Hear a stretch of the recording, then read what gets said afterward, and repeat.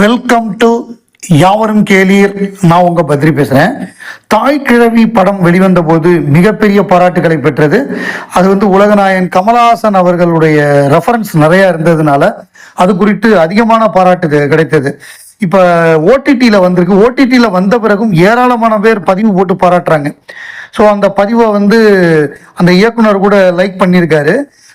So இதுல முதல்ல title ரொம்ப நிதானமா நிறுத்தி பார்த்தேன். இந்த முறை திரைப்பட இயக்குனர் எனும் எனது இந்த கனவு பயணத்திற்கு தான் அறியாது காரணமாயிருந்த எழுத்தாளர், இயக்குனர், உலகநாயகன் திரு கமல்ஹாசன் அவர்களுக்கு மனமார்ந்த நன்றி அப்படின்னு ஆரம்பிக்கிறார் இந்த படத்துக்கு பேர் போடுறப்பவே. ஸோ தான் அறியாது, அதாவது ஒரு துரோணாச்சாரியார் மாதிரி. இப்ப கமல் அவர் கூட இருக்கிறவங்களுக்கு, அவர் டைரக்டரா இருக்காருன்னா அவர் கூட ஒரு 4-5 பேர் இருப்பாங்க அசிஸ்டன்ட் டைரக்டர். அவங்களுக்கு மட்டும் அவர் குரு கிடையாது. ஏராளமான, அதாவது சினிமா பார்க்கக்கூடிய, ஏராளமான சினிமாவுக்கு வரணும்னு நினைக்கக்கூடிய, இயக்குனராகணும், நடிகராகணும்னு கனவு காணக்கூடிய ஏராளமானவர்களுக்கு குருநாதராக உலகநாயகன் கமல்ஹாசன் திகழ்கிறார். அப்படி ஒரு மிக முக்கியமான ஒருத்தர் தான் இந்த படத்துடைய இயக்குனர் சிவகுமார் முருகேசன். ஸோ இவர் எப்படின்னா, ஒரு பதிவு பார்த்தேன். என்னன்னா, அந்த சிங்கம்புலி கேரக்டர், அதாவது இயக்குனர் தான் சிங்கம்புலி, அவர் தான் இப்படி இருக்கணும்னு நினைச்சிருக்காரு. அதை இந்த கேரக்டர் மூலமாக பண்ணியிருக்காரு. இவர் தான் தீவிரமான உலகநாயகன் ரசிகர் அப்படின்னு ஒரு பதிவு போட்டிருந்தாங்க. அதுக்கு அவர் லைக் போட்டிருந்தாரு. அந்த லைக் போட்டதுக்கு வச்சு இன்னொரு போஸ்ட், இப்போ நான் போட்டதை அவர் ஒத்துக்கிட்டு இருக்காரு பாருங்கன்னு சொல்லி அப்படி ஒரு போஸ்டை பார்த்தேன். ஸோ தீவிரமான உலகநாயகன் ரசிகராக இருக்காரு. இப்படி யாருமே டைட்டில் போட்டது கிடையாது. லோகேஷ் கனகராஜோ வேற யாருமே இப்படி போட்டது கிடையாது. அதாவது எனது இந்த கனவு பயணத்திற்கு தான் அறியாத காரணமாயிருந்த எழுத்தாளர். ஆனால் நிறைய பேர் சொல்லியிருக்காங்க, கமல்ஹாசன் தான் என்னுடைய துரோணர், நான் தூரத்துலேருந்து அவரை பார்த்து கற்றுக்கிட்டேன்னு ஏராளமான பேர் சொல்லியிருக்காங்க. ஆனால் டைட்டிலில் இப்படி போட்டது முதல்ல நம்ம இயக்குனர், தாய்க்கிழவி இயக்குனர் சிவகுமார் முருகேசன் தான். அந்த படம் மாபெரும் வெற்றி படமாக அமைஞ்சிருக்கு. 75 கோடி கிட்ட வசூலாக இருக்கு. இப்போ ஓடிடியிலையும் பயங்கரமாக எல்லாரும் பார்த்து என்ஜாய் பண்ணுறாங்க. நல்லா டாப் ட்ரெண்டிங்கில் இருக்குது அந்த படம். ஸோ இவர் மட்டுமில்லை, இந்த மாதிரி ஏராளமான இயக்குனர்களுக்கு அது கௌதம் மேனனாக இருக்கட்டும், செல்வராகனாக இருக்கட்டும், பாலாவாக இருக்கட்டும், மிஷ்கினாக இருக்கட்டும், இந்த மாதிரி ஏராளமான இயக்குனர்கள், கமல்ஹாசனுடைய குறிப்பிட்ட சில படங்கள், இந்த படங்களை பார்த்து தான் நான் டைரக்டர் ஆகணும்னு ஆசைப்பட்டேன் அப்படின்னு சொல்லி, விருமாண்டியை பார்த்து, ஹேராமை பார்த்து ஏராளமான இயக்குனர்கள் சொல்லியிருக்காங்க. லோகேஷ் கனகராஜ் உட்பட அந்த மாதிரி நிறைய இயக்குனர்கள், தெலுங்கு இயக்குனர்கள், ஹிந்தியில் இருக்கிறவங்க அவ்வளோ பேர் பாராட்டியிருக்காங்க. ஸோ உலகநாயகன் நிறைய பேர் சினிமாவுக்கு வர்றதுக்கு காரணமாக இருக்கக்கூடிய ஒரு குருநாதர். கர்நாடக இசை பாடகர் சிக்கல் குருச்சரன் அவர் நிறைய டீகோட் பண்ணுவாரு. அதுவும் குறிப்பா கமலிசம், அந்த கமல்ஹாசன் சம்பந்தமான பாடல்கள், அந்த படத்துல கமல்ஹாசன் என்ன மாதிரி பாடலை பாடியிருக்காரு அப்படிங்கிறது நிறைய டீகோட் பண்ணுவாரு. இப்ப சமீபத்துல ஒரு நிகழ்ச்சி பார்த்தேன். அதுல என்னன்னா, அவங்க குறிப்பிடும் பொழுது ஒரு விஷயத்த தவறா குறிப்பிட்டாங்க. அதாவது நான் குணா ஆடியோ கேசட்டு நேரடியாக போய் வாங்கி அதை முதல்ல கேட்டு, ஏன்னா தளபதி வந்துருச்சு, தளபதியும் நான் போய் கேசட் வாங்கினேன். வாங்கி கேட்டோம். பயங்கர ஹிட்டு பாட்டெல்லாம், ராக்கமா கைத்தட்டு, அப்புறம் காட்டுக்குயில் மனசுக்குள்ள, இந்த பாட்டெல்லாம் இமீடியட்டாக ஹிட் ஆயிடுச்சு. அதுவும் அந்த ராக்கமா கைத்தட்டு அந்த வயலின் அப்போவே பயங்கர ஃபேமஸு, பயங்கர ஹிட் ஆயிடுச்சு அந்த பாட்டு. வந்த உடனே இமீடியட்டா குணா கேசட்டே வரல, என்னடா நம்ம படத்தோட கேசட் வரல அப்படின்னு நம்ம வெயிட் பண்ணிக்கிட்டே இருக்கோம். குணா வந்தது. குணா வந்த பொழுது அந்த கேசட், அது அப்ப ராஜா கேசட்னு இளையராஜாவோட சொந்த கம்பெனி, அதாவது திருவண்ணாமலை சாமியார் அவருடைய அந்த விசிறி மாதிரி இருக்கும், விசிறி சாமியாரோட அந்த விசிறி இருக்கும் ராஜா கேசட்டு. அதுல பார்த்தா கமல், சந்தான பாரதி, இவங்கெல்லாம் உட்காந்து, இளையராஜாலாம் உட்காந்து பேசுற மாதிரியான ஒரு நிகழ்வு. அது எப்படின்னா, ஒவ்வொரு பாட்டுக்கு முன்னாடியே அவங்க பேசுவாங்க, அதுக்கப்புறம் பாட்டு வரும். அப்படி அந்த மாதிரி பேசும்பொழுது இந்த ஒரு பாட்டு இளையராஜா முதல்ல வாசிப்பாரு, அன்பே அன்பே நலம்தானா அப்படின்லாம் பாட்டு வாசிப்பாரு. அப்ப கமல் சொல்லுவாரு, இந்த அளவு ரொம்ப தரமான வார்த்தையெல்லாம் தேவையில்லை, அவன் ஒரு கைநாட்டு, அவன் எழுத படிக்காதவன், அவனுக்கே தனக்கு லெட்டர் எழுத தெரியாது, தான் தன்னுடைய காதலிகிட்ட சொல்லி லெட்டர் எழுதுனா எப்படி இருக்கும் அப்படிங்கிறத அவர் சொல்லுவார். இவங்க அதை விட்டுட்டாங்க. அவர் மென்டலி ரிட்டார்டடு, அவருடைய மைண்டோட வயது அது அப்படிங்கிற மாதிரிலாம் அவங்க சொன்னாங்க. அது கிடையாது. குணா படத்துல கமலஹாசன் எழுத படிக்க தெரியாதவர். அதனாலதான் அந்த கண்மணி அன்போடு பாட்டே வந்தது.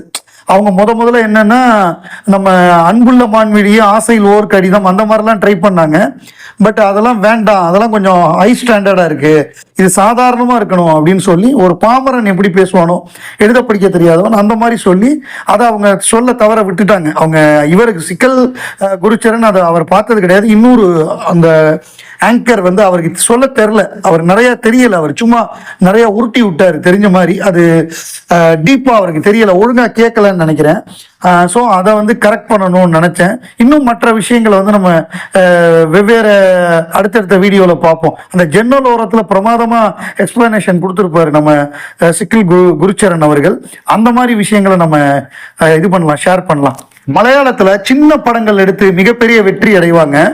ஸோ அந்த மாதிரி 150 crore கிளப்ல சமீபத்தில் இருக்கக்கூடிய மலையாள படங்கள் பார்த்தோம்னா சர்வம் மாயா, இது வந்து ஒரு ஃபீல் குட் படம், 151.2 crores. ஆவேசம் 156 கோடி, அப்புறம் ஆடு ஜீவிதம் 158 கோடி. அதுக்கப்புறம் பார்த்தோம்னா 2018 அந்த படம் வந்து 181 crores. அப்புறம் தொடரும் நம்ம மோகன்லாலுடைய படம் 237 crores. Manjummel boys 241 crores. Empuraan 268 crores. எல்லாத்தையும் விட நம்பர் 1 வந்து லோகா சாப்டர் 1 303 crores. ஒரு மலையாள படம் 300 கோடி அடிச்சிருக்குன்னா அது லோகா தான். இப்போ சமீபத்தில் இப்போ வந்து Iran versus Israel war. So இப்படி இருக்கும் பொழுது மலையாள படங்களுக்கு வந்து மிடில் ஈஸ்ட் அந்த அங்கே தான் பயங்கர மார்க்கெட்டு. அப்படி இருக்கும் பொழுது யாருமே படத்தை ரிலீஸ் பண்ண பயந்தாங்க. ஸோ ஆனால் வாழை 2, இந்த வாழைங்கிறது வந்து இந்த ஸ்கூல் பசங்க மலையாள இளைஞர்கள், அந்த பள்ளி படிக்கக்கூடிய அந்த மாணவர்கள், அந்த இளைஞர்கள், அவங்களுக்குள்ள உள்ள விஷயங்களை வச்சு எடுக்கப்பட்ட படம் தான் வாழைன்னு முதல் பாட்டு வந்து வெற்றி பெற்றது. இப்போ வாழை 2 இந்த காலகட்டத்தில் 170 கோடி ரூபா கலெக்ட் பண்ணியிருக்கு. இந்த வாரு இது இந்த படத்தை ரிலீஸ் பண்ண வேண்டாம், யாரும் பார்க்க மாட்டாங்க அப்படின்னு சொன்னதுக்கு நடுவில் இந்த படம் வந்து இவ்வளோ பெரிய வெற்றி பெற்றிருக்கு அப்படின்னா அந்த படத்துடைய கண்டென்ட் வந்து அவ்வளோ ஸ்ட்ராங்காக இருக்குது, அவ்வளவு நம்மளை டச் பண்ணுற மாதிரி இருக்குது. ஸோ இந்த மாதிரி படங்கள் எடுத்தால் தான் மாபெரும் வெற்றி படமாக அமையும். இல்லைன்னா ஆடியன்ஸுக்கும் அந்த கிரியேட்டருக்கும் மிகப்பெரிய கேப் ஒய்டாகி படங்கள் தோல்வி அடைகிறது தான் அதிகமாகும். அதை வந்து மலையாள திரைப்படங்கள் வந்து கரெக்டாக பக்காவான பிளாட்டு, கம்மியான பட்ஜெட்டு, 5 கோடி 6 கோடியில் எடுத்த அந்த படம் பாருங்க, 170 கோடினா மிகப்பெரிய விஷயம். 2026 சட்டமன்ற தேர்தல் தொடர்பாக தலைவர் திரு கமல்ஹாசன் அவர்களின் பிரச்சார பயணம், தலைமை நிலைய பேச்சாளர்கள் குழு விவரம், அது சம்பந்தமா ஒரு அறிவிப்பு வந்திருக்கு. ஸோ அதில் வந்து நம்மவர் கமல்ஹாசன் அவர்கள் 17, 18, 19, 20 4 நாட்கள் பிரச்சாரம் பண்றார் அப்படிங்கிறது நமக்கு தெரிஞ்சது தான். 17, 18 2 நாள் சென்னை, 19 கோவை, 20 திருச்சி, அங்க இருக்கக்கூடிய சட்டமன்ற தொகுதிகள்லாம் பிரச்சாரம் பண்றாரு. 2026 சட்டமன்ற பொதுத் தேர்தலில் திராவிட முன்னேற்ற கழகத்தின் தலைமையிலான மதச்சார்பற்ற முற்போக்கு கூட்டணியின் வேட்பாளர்களை ஆதரித்து மக்கள் நீதி மையம் தலைவர் திரு கமல்ஹாசன் எம்பி அவர்கள் வரும் 17 முதல் 20ஆம் தேதி வரை நிகழ்த்த இருக்கும் தேர்தல் பரப்புரையில் பங்கேற்கும் தலைமை நிலைய பேச்சாளர் குழு தலைவர் திரு கமல்ஹாசன் அவர்கள் ஒப்புதலோடு அமைக்கப்பட்டுள்ளது. ஊடகம் மற்றும் செய்தி தொடர்பு மாநில செயலாளர் திரு முரளி அப்பாஸ் அவர்கள் தலைமையில் அமைக்கப்பட்டுள்ள இக்குழுவில் கீழ்கண்டவர் இடம்பெற்றுள்ளனர். திரு கவிஞர் ஸ்னேகன் மாநில செயலாளர் இளைஞர் அணி, திரு லக்ஷ்மண் மாநில செயலாளர் சமூக ஊடக அணி, திருமதி ஸ்னேகா மோகன்தாஸ் மாநில செயலாளர் மகளிர் அணி, திரு அனஸ் மாவட்ட செயலாளர் நாகப்பட்டினம், திரு துரைவேலன் பேச்சாளர், திரு கோபிநாத் பேச்சாளர், திருமதி ஷாகிதா பேச்சாளர், திருமதி பிரியங்கா செல்வராஜ் பேச்சாளர், திரு வெங்கடேஷ் பேச்சாளர். ஸோ இப்படி ஒரு அறிவிப்பு வந்திருக்கு. இதை தவிர வந்து இன்னைக்கு வந்து சேலத்தில் ஒரு மாபெரும் பேரணி இருக்கு. அந்த பேரணியில நம்மவர் கமல்ஹாசன் அவர்கள் கலந்துக்கிறாரு. முதல்ல இந்த பேரணிக்கு அப்புறம் சென்னையில் ரெண்டு நாட்கள் வந்து சென்னையில் இருக்கக்கூடிய சட்டமன்ற தொகுதிகள், அதுக்கப்புறம் கோவையில் இருக்கக்கூடிய சட்டமன்ற தொகுதிகள், கடைசியா 20ஆம் தேதி திருச்சியில் இருக்கக்கூடிய சட்டமன்ற தொகுதிகள். திருச்சியில் 6 தொகுதி இருக்கு. அதுல முக்கியமான உள்ள தொகுதிகள்லாம் அவர் கவர் பண்றாரு. திருச்சி மத்தி, திருச்சி கிழக்கு, அதுக்கப்புறம் ஸ்ரீரங்கம், இந்த மாதிரியான தொகுதிகள்லாம் அவர் கவர் பண்ணி பிரச்சாரம் பண்றாரு. இந்த ரெண்டுலையுமே வந்து விஜயுடைய தொகுதிகள் இருக்கு. விஜய் போட்டி போடக்கூடிய பெரம்பூரும் இருக்கு, இங்க திருச்சி கிழக்கும் இருக்கு. திருச்சி கிழக்குல வந்து ஏற்கனவே டிஎம்கே ஜெயிச்ச தொகுதி அது. ஸோ அங்க வந்து விஜய் போட்டி போடுறாரு. பெரம்பூரும் அதே தான், டிஎம்கே ஜெயிச்ச தொகுதி தான். பார்ப்போம் இதோடைய பிரச்சாரம், அதுக்கு வரக்கூடிய ஃபீட்பேக்கு, அப்புறம் 23ஆம் தேதி தேர்தல், அதுக்கப்புறம் மே 4ஆம் தேதி வரக்கூடிய முடிவு, இது எல்லாம் எப்படி இருக்கு அப்படிங்கிறத நம்ம பொறுத்து இருந்து பார்ப்போம்.